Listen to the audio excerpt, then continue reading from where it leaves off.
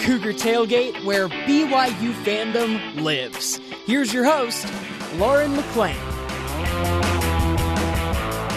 What is up, Cougar fans? It is great to be back, and I've got to thank Shep for holding down the fort. And one of the fantastic guest co-hosts we had on while I was gone is Dave Phillips, a.k.a. Jr., and now it's my turn to welcome him into the Cougar Tailgate. How was your week, my friend? It was eventful. It was fun, but it was good. Welcome back. It's good to have you back. Thank you. I now have a 3-week-old infant who's at home with my in-laws, and he's adorable. But you guys, 2 kids ain't no joke. I was telling Junior this before. I don't sleep, so if I'm slurring my words during this radio show, I apologize. But there is a reason. Hey, we're happy to let you have a little break and get out of the house. It is nice. It really is. It's good to be here. All right, Junior, now the last time you were on the show, you gave some insight into what happens behind the broadcasting scenes during the less than typical year when schedules seem like they can change at the drop of a hat. And speaking of, we had another quick change this week. Wednesday morning before the Pepperdine game, we found out that Bay Area sports would be on hiatus for a while, so the game against San Francisco scheduled for tonight was postponed, which then opened up things for Pacific on BYU's schedule. Junior, what was your Wednesday like? Or are you now used to changing all your plans at a moment's notice? I've actually gotten really used to changing plans at a moment's notice. There's a lot that kind of goes into these and stuff. And we talked a little bit last time about rights and who has what game and stuff like that. And actually, so CBS was going to do the San Francisco game, which was great. Well, now they have a hole in their schedule, and it's late in the week. It's Wednesday. They've got a big hole at 4 o'clock Mountain for a game. And so they pushed really hard to get a replacement. And with St. Mary's going down as well, Pacific had an opening in the schedule. So this game was supposed to be played on the 8th of February on BYUtv. It is now at 4 o'clock tonight on CBS Sports. And so we at BYUtv will be able to get the San Francisco game once it's rescheduled. So look for that. It'll be on BYUtv and always BYU Radio. So, yeah, there's a lot that goes into it, canceling crews, moving things around, and all of the little things that kind of go into who has the game. Who is even BYU playing? I mean, I worry about the broadcasting side, but I can imagine the coaches. You know, they do hours and hours of prep getting ready for San Francisco, and it's like, okay, put that on hold. We're going to play Pacific now and change all of the strategies and stuff. And I'm sure that there were a lot of late nights getting ready for this game. So you're not busy at all. You're not. Yeah, you got nothing on your plate. You were just saying that. So you've been the big man at BYU TV Sports for how many months now? It's actually a year. It's been about a year. Yeah. Congratulations! Thank you. You've made it through a year. I through all this survived madness. A year of madness, honestly. And you were saying your wife was asking you, "Do you regret taking this job?" Yeah, there's kind of those questions have come up, and it's definitely more difficult than we thought it would be, but it's still a ton of fun. So. Well, hopefully it calms down for you here in the next year or so. Yeah, so you can have somewhat of a normal job. Hopefully, and BYU teams have been really good with not getting sick, and that's the big thing was we hope no one gets sick and stuff, and so we can all just kind of go through and power through and play these games. And make it happen. And while all that was going on, there was still a Wednesday afternoon game to be played, which during conference play is its own little kind of weird, especially against the same opponent in a 5-day span. So during that Pepperdine game, Spencer Johnson led the Cougs in scoring with 15 points, but the Cougars shot just 25% from behind the arc. They were 5 for 20. Ugh. That ain't going to cut it. No, and this team, last year they were the number 1 3-point shooting team. This team relies a little bit on the three, but not as much as last year and stuff. But yeah, when those shots aren't going down, it can be difficult, and it's also tough to play a team 2 times in a row. Yeah. It's extremely rare, and so you have, they know what you're doing, you know what they're doing, and they know, hey, if we stop this, we might be in a good spot, and so that can kind of lead. To a tough game. And what's hard about that is as the winning team, so BYU beat them the first time around, you kind of have the mentality of, coaches could have the mentality of, all right, we did this the first time around, it worked, let's stick with that. And like you said, you have Pepperdine coming in saying, okay, this didn't work, we're going to do A, B, C, D. So they're a little more prepared for that second game. So That it was kind of a interesting. bummer. Like Colby Ross in the first game, I remember they were talking on the broadcast that he didn't have a shot for a while, that he wasn't shooting, and Kessler Edwards. It was almost the exact opposite. It was almost like they said, okay, if we are going to win this game, we've got to get hot from the start. And Colby Ross was attacking and from the beginning. Yeah. And that made a big difference for him. The Cougars had been a great second-half team recently, but were outscored 44-36 on Wednesday.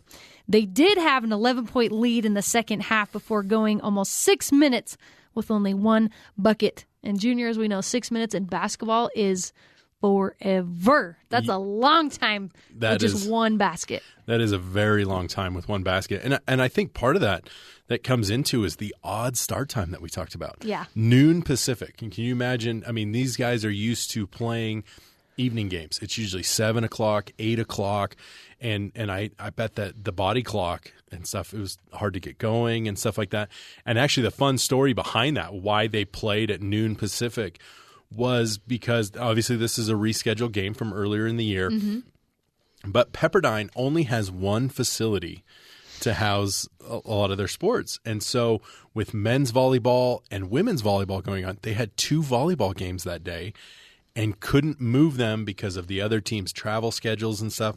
So they were forced to put that game at noon Pacific in order to get it in. So I'm sure, and Mark Pope will never give excuses about this, but I'm sure playing 7 hours, 6, 8 hours before you're used to playing probably change how you prepare and the way you get into it. Oh, yeah. These guys, I'm sure, have these routines, and superstitions that they do before every single game. And when you wake up in the morning, it's like, boom, let's play some basketball. Yeah. You're like, what? But I don't know. I don't feel bad for anybody when they get to go to Malibu. That's true. And that can be a distraction. And if you've never been, that campus is unbelievable. It's so beautiful. And you can go outside Firestone Arena, and you can look out at the ocean and stuff. There's not quite many places like that. And you're like, what's up, Brad Pitt? Yeah. Hey! We actually did a game there a few years ago, and I can remember running into the arena kind of some last minute changes, and I come around a corner and bump into someone, apologize, and I look, oh, it's Reggie Miller. No. Really? Yeah. So he lives in Malibu, obviously a big basketball fan, but he just showed up to a random BYU Pepperdine game. Wow. Yeah, pretty cool. Listen, I used to have the biggest crush on that guy. I'm not going to lie to you. I would have been a little flustered if I ran into Reggie Miller. No, that's awesome. So we know Pepperdine obviously is a absolutely gorgeous campus, but you've been to a ton of the WCC campuses and arenas. What's been your favorite so far?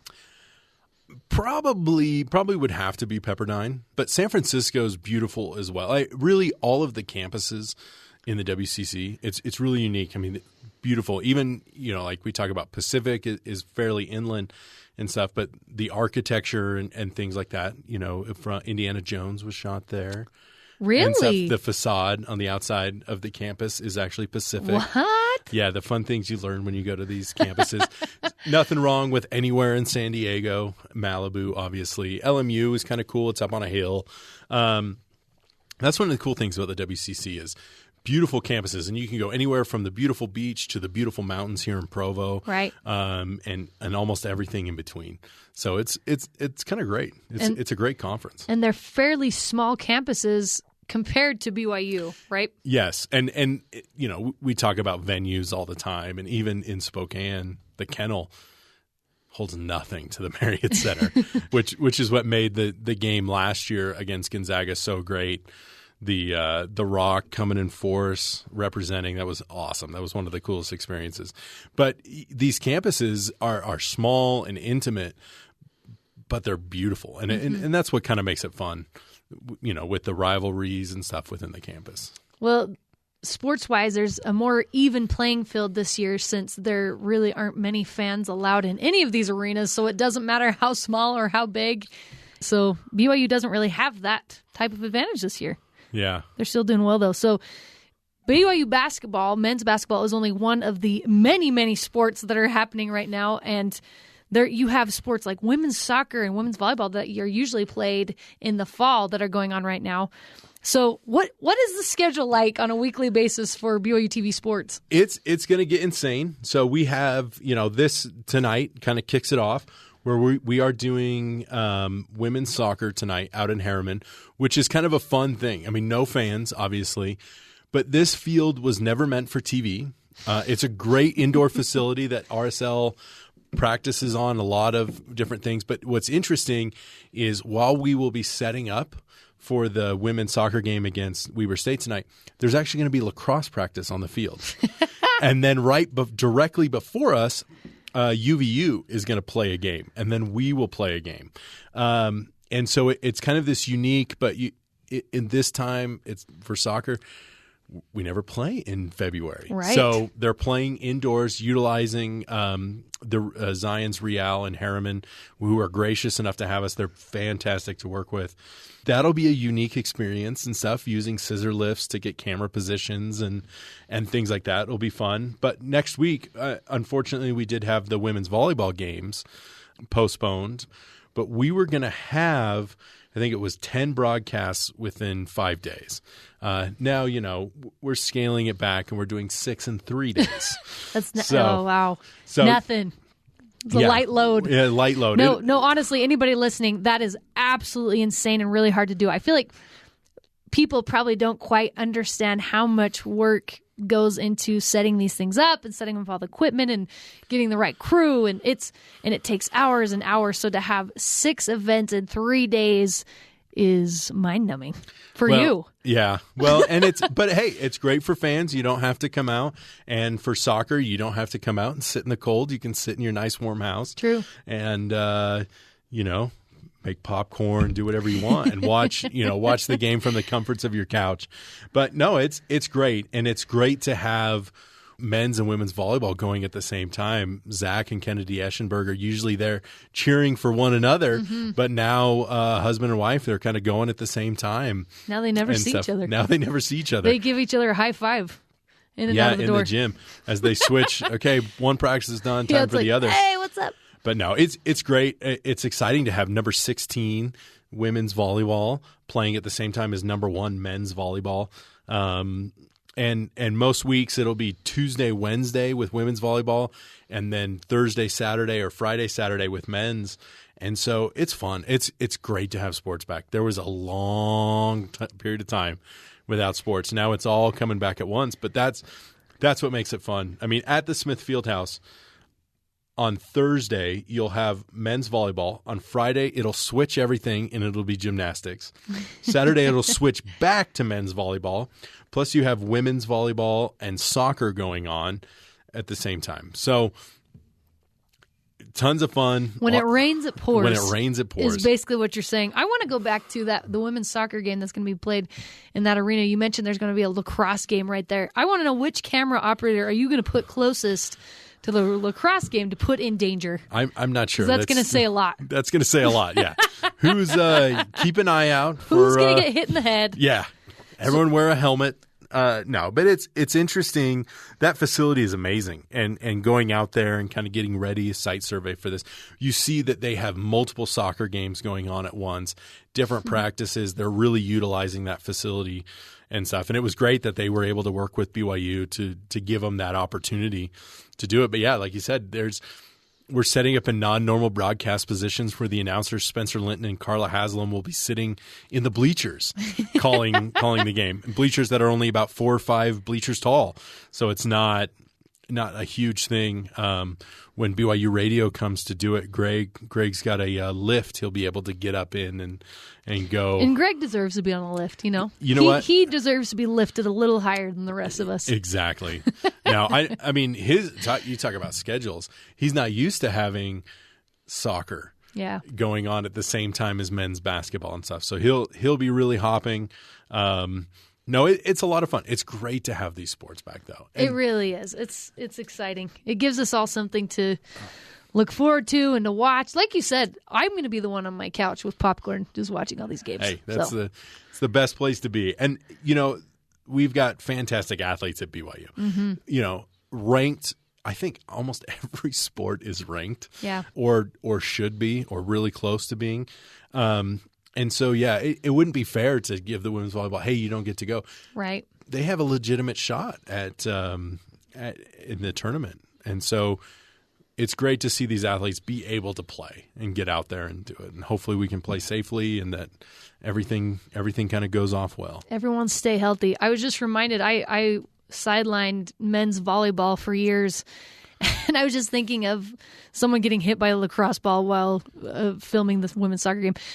Every time I had to do a stand-up is when you're on camera at the very beginning before the game starts. I was in the corner of the Smith Fieldhouse where the teams would be practicing serving, warming up. And I can't tell you how many times I was hit in the head. And everyone's there. Like, it was packed arena. Smith Fieldhouse is always packed for volleyball.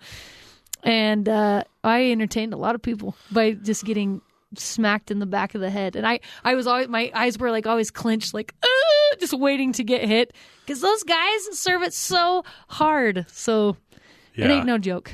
It ain't no joke. And it's fun even to go over there now and stuff. We were sitting there. I remember talking with Jerem Jordan and Steve Vale as we were getting ready to do the scrimmage. And that one of the best duos in men's volleyball. I would dare say they are the best duo in men's volleyball right there. And we will have a show with Jerem and Steve Vale called Over the Top on the radio on stuff on Saturday. Oh, so that is gold. We are gold. We are so excited of that. And if you've never listened to Steve Vale, tune in. He is so entertaining.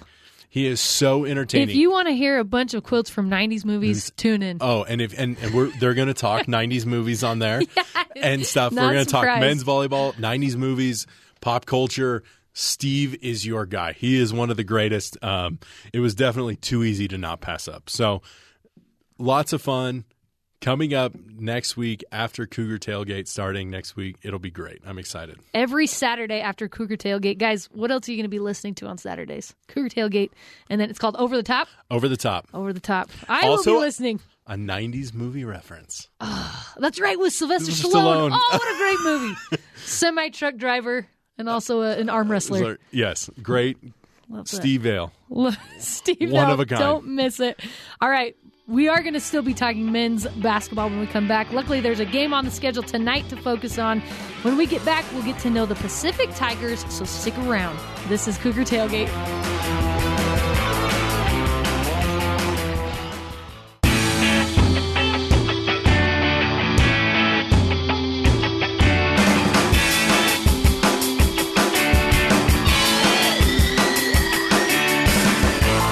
Welcome back into the Cougar Tailgate. I'm Lauren McLean. 2021 has kept us on our toes already with postponed and rescheduled games. We started the week planning for San Francisco, but now it's the Pacific Tigers in town. And the team from Stockton is definitely familiar with having their schedule turned upside down. We're almost to February, and the Tigers have only been on the court for 8 games. How does a team stay focused and ready to play in these crazy times? We've got Chris Pond, who's been the director of athletic training for Pacific for the past 30 years, on the phone to talk about it. Welcome to the Cougar Tailgate, Chris. Thank you very much. It's an honor to be here. So we were chatting a little bit before we started this interview, asking you about your ties to BYU, and turns out it is quite significant. So give us kind of a brief synopsis of how you are tied to BYU. I have a lot of ties to BYU. I grew up in Logan. Went to Utah State, and my dad was a season ticket holder on the front row at the Spectrum in Logan, and so I have cheered against BYU a number of times my whole life, and they were kind of an unofficial rival, or maybe even an official rival. I have 4 brothers. One of them did play baseball at BYU and actually had a very successful career. I have 2 children, and my daughter chose to come to BYU from California and graduated from BYU, as did my son-in-law. So I have a number of very good friends that are alums that work at BYU. Chad Bunn, that works with the athletics and the TV broadcast, is a very close family friend. And so I've got a lot of stories about BYU over the years. You know what? We're just going to consider you an honorary Cougar. Are you okay with that? I know you're a Tiger now, so I know you're a Tiger through and through, but an honorary Cougar. Are you all right with that? if you told my family that, they might disown me. They bleed Aggie blue pretty deep. I believe that. That is a very intense and good fan base right there. Well, with all those connections, though, you are, like we said, you are now a Tiger working for Pacific and a trainer for them. So from a trainer's perspective, what is the plan to keep everyone fresh during these long layoffs and really quick turnarounds for games? It's an absolute circus. It is just something that is hard to even explain. Basketball teams are on a cadence where they're testing 3 times a week.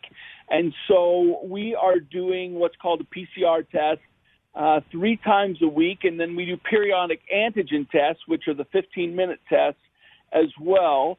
And those are required for us to be able to step onto the floor. So that takes a lot more time, and it's certainly not something that we've ever done in the past. So the whole landscape looks a little different.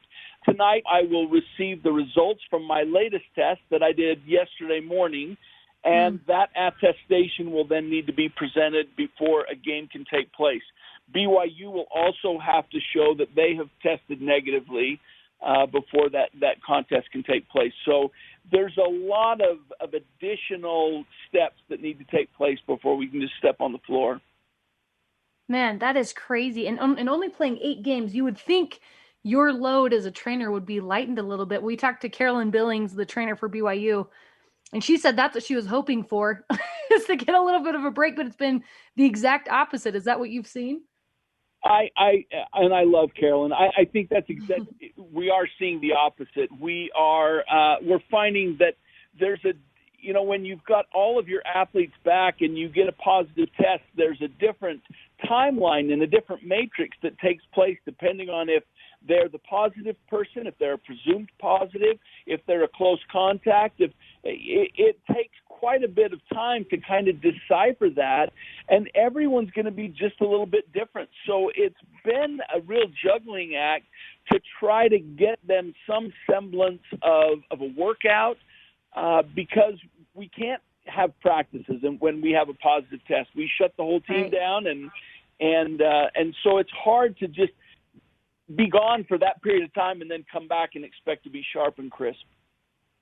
Oh, it's so complicated. What an interesting year. Hopefully there's not another one like it, but you've been around the Pacific program for a while. I'm assuming 2020 is one of the weirdest things you've seen, but what's another unique or favorite memory you have surrounding Pacific basketball?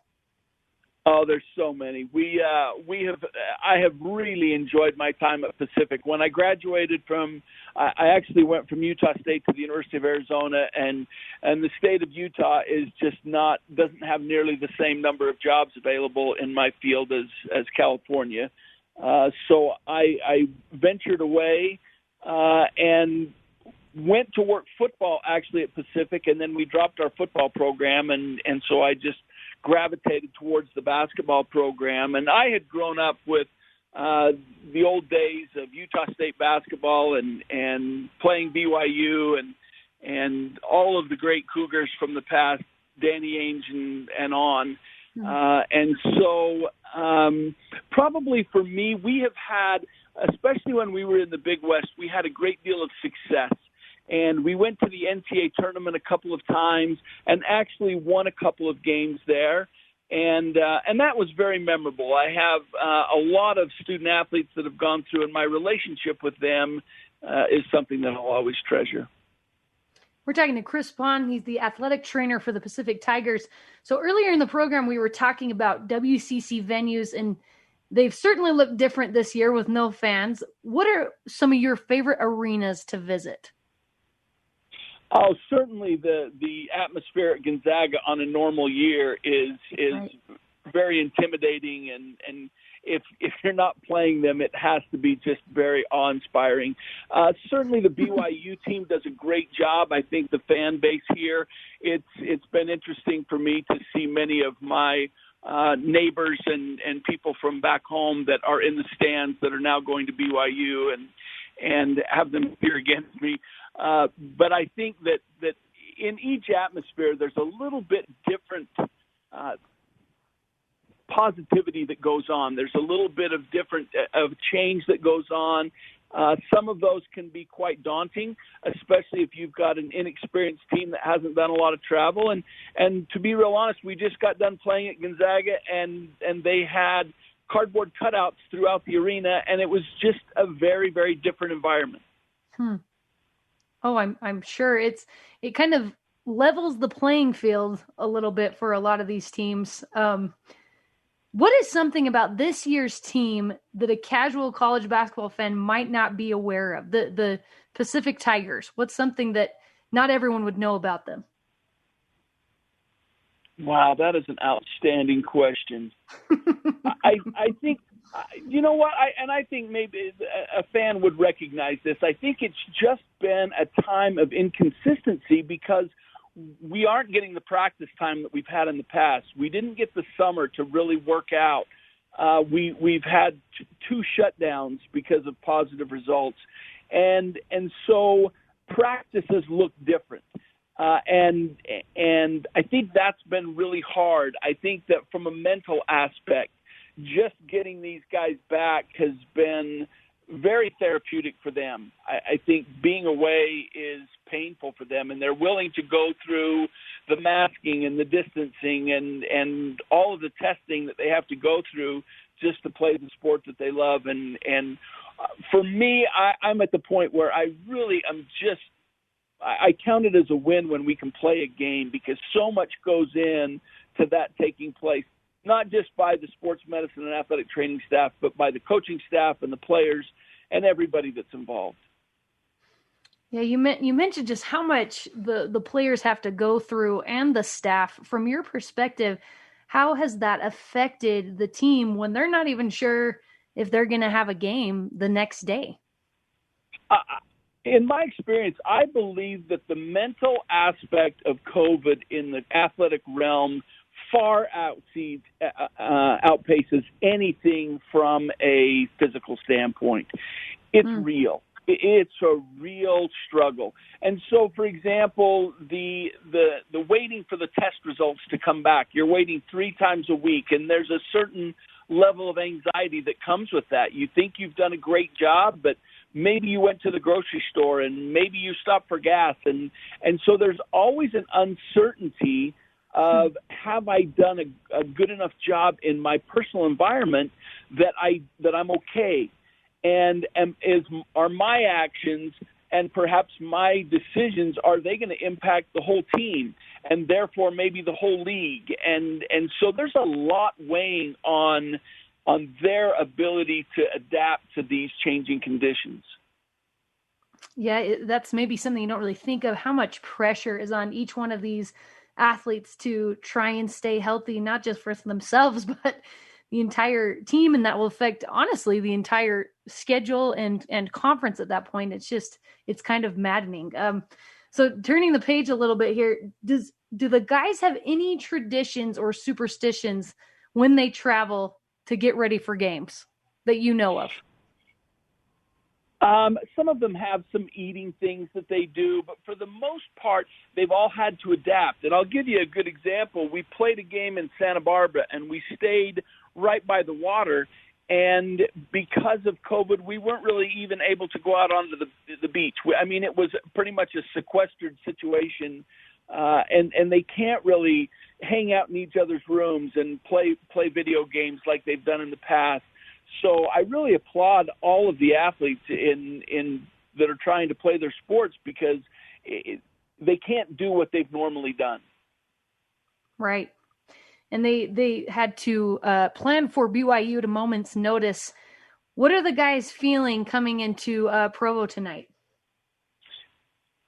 Again, our uncertainty of how we played. We've had games where we have been unbelievable and other games where we've not been very good. And I think they're very positive. I think they're a group. They've done a lot of study. They've watched as much film as they possibly could in the short time since changing. We were supposed to play Santa Clara on Thursday. They had a positive case. We were supposed to have a game at home against St. Mary's on tomorrow night.